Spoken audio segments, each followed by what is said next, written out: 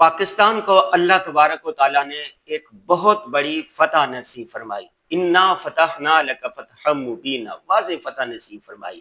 اب سوال ہے، جو مسلمانوں کی فاتح قومیں ہوتی ہے ان کا انداز کیا ہونا چاہیے؟ دین اسلام ایک مکمل ضابطۂ حیات ہے۔ پیدائش سے لے کے موت تک جتنے معاملات ہیں سب میں رہنمائی عطا کرتا ہے۔ فتح مکہ ایک بہت بڑی مثال ہے، ہم سب کے لیے مشعل راہ ہے۔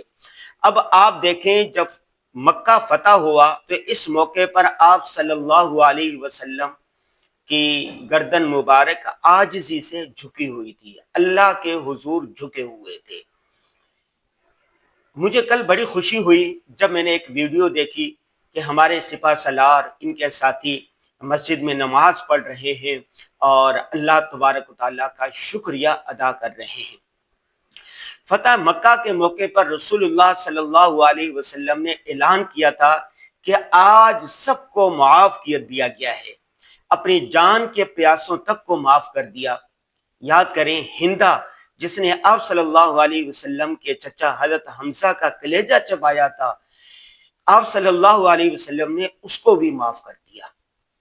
وہ وحشی جس نے حضرت امیر حمزہ رضی اللہ تعالیٰ عنہ کو بے دردی سے قتل کیا تھا، آپ صلی اللہ علیہ وسلم نے معاف کرنے کے بعد صرف اتنا کہا کہ میرے سامنے نہ آیا کریں کیونکہ مجھے میرے چچا یاد آ جاتے ہیں۔ یہ دین اسلام ہی تو ہے جس نے غیروں کی بھی حفاظت کا نہ صرف حکم دیا بلکہ عمل کر کے بھی دکھایا، عملی نمونہ بھی پیش کیا۔ ایک دفعہ مال غنیمت کے ساتھ ایک لڑکی کو گرفتار کر کے لایا گیا۔ جب اس سے دربار نبوی میں پیش کیا گیا تو ان کے سر پر دوپٹہ نہیں تھا۔ آپ صلی اللہ علیہ وسلم نے حکم دیا کہ ان کے سر پر دوپٹہ رکھا جائے۔ عرض کیا، یا رسول اللہ صلی اللہ علیہ وسلم، یہ تو مسلمان نہیں ہے۔ آپ صلی اللہ علیہ وسلم نے عجیب جملہ ارشاد فرمایا بیٹی تو بیٹی ہوتی ہے، خواہ وہ کسی کی بھی ہو۔ انسان تو انسان، حیوانوں کے ساتھ بھی اسلام نے اعلیٰ برتاؤ کا معاملہ کیا، اعلیٰ برتاؤ کا حکم دیا۔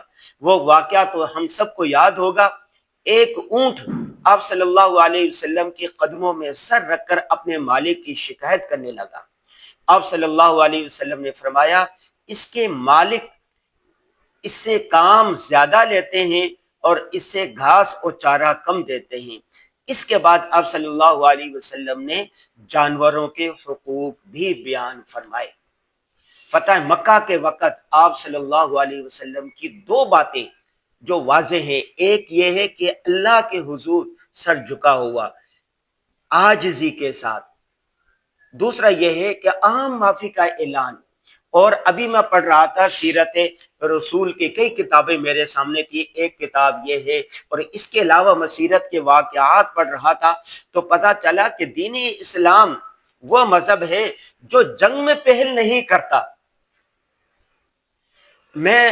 اس میں مجھے پتا چلا کہ آپ صلی اللہ علیہ وسلم ماہر سپہ سالار تھے۔ جنگ احد اور جنگ بدر کی عسکری منصوبہ بندی پر آج بھی دنیا کے ماہرین انگوش بدندان ہیں۔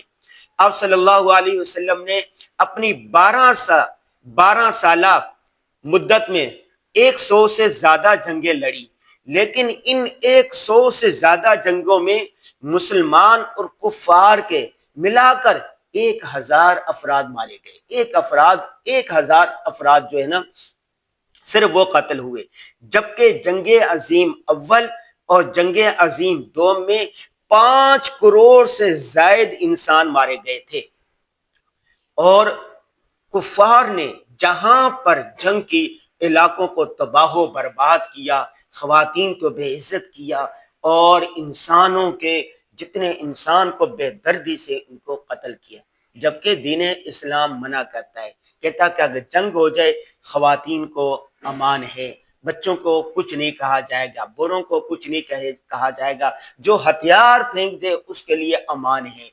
جنگ میں پہل دین اسلام نے کبھی نہیں کی۔ یہ بات مجھے بڑی اچھی لگی کہ پاکستان کی بنا ریاست مدینہ پر ہے۔ الحمدللہ پاکستان نے بھی جنگ میں پہل نہیں کی۔ جب انڈیا نے مودی متعصب نے پاکستان پر جنگ کو مسلط کر دیا، اس کے علاوہ کوئی چارہ نہیں رہا، تو اس کے بعد اپنے دفاع کے لیے پاکستان نے حملہ کیا۔ دین اسلام میں رسول اللہ صلی اللہ علیہ وسلم نے پڑوسیوں کے کتنے حقوق بیان کیے ہیں۔ بھارت ہمارا پڑوسی ملک ہے، پڑوسی اگر اچھا ہمسایہ بن کے رہے تو کتنا ہی اچھا ہو، لیکن یہ ہمسایہ 75 سالوں سے پاکستان کی وجود کو تسلیم نہیں کر رہا، پاکستان کو صفحہ ہستی سے مٹانے کے لیے کوشش کر رہا ہے۔ اب تک 4 بڑی جنگیں بھارت نے پاکستان پر مسلط کی، 65 کی جنگ، 71 کی جنگ، اس کے بعد کشمیر کی جنگ، کارگل کی جنگ۔ پاکستان نے ہمیشہ اپنا دفاع کیا، ہمیشہ اپنا دفاع کیا، اور اس وقت بھی پاکستان نے اپنا دفاع کیا ہے۔ یاد رکھیں، دین اسلام ظلم نہیں کرتا، امن کا مذہب ہے، سلامتی کا مذہب ہے، عفو درگزر کا مذہب ہے، معاف کرتا ہے۔